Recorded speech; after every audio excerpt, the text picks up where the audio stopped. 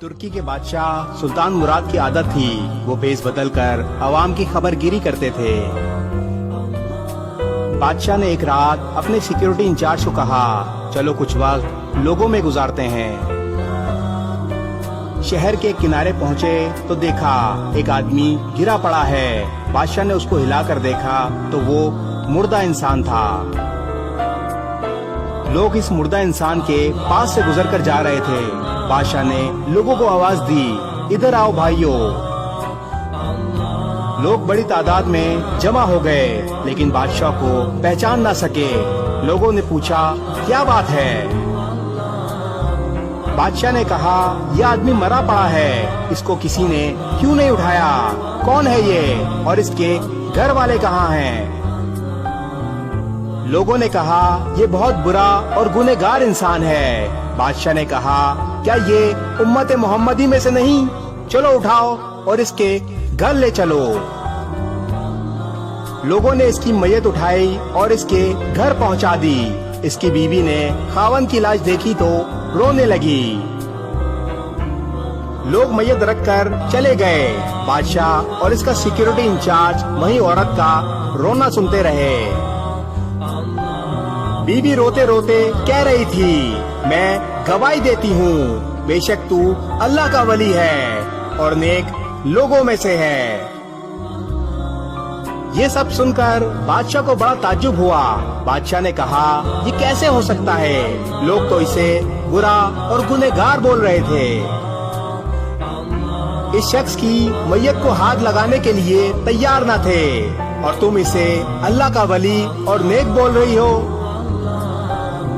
उसकी बीवी ने कहा, मुझे भी लोगों से यही तवक्को थी। असल हकीकत ये है कि मेरा खावन हर रोज शराब खाने जाता था।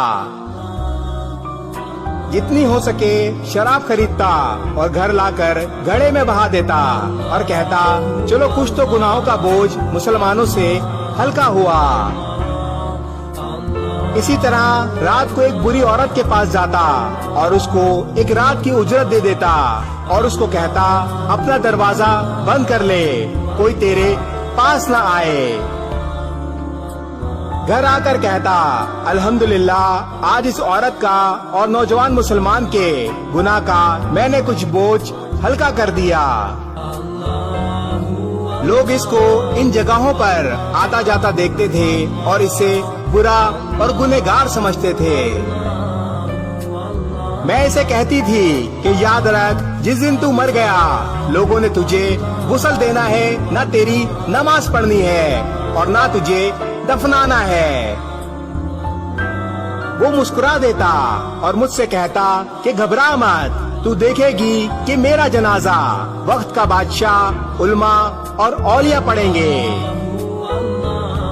ये सुनकर बादशाह रो पड़ा और कहने लगा, मैं बादशाह मुराद हूँ, कल हम इसको गुस्ल देंगे, इसकी नमाज जनाजा पढ़ाएंगे और इसकी तदफीन भी हम करेंगे।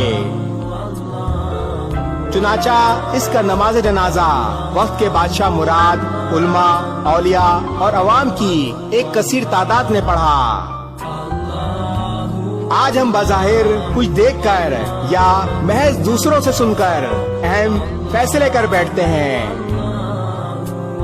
अगर हम दूसरों के दिलों का भेद जान लें तो हमारी ज़बानें गूंगी हो जाएं।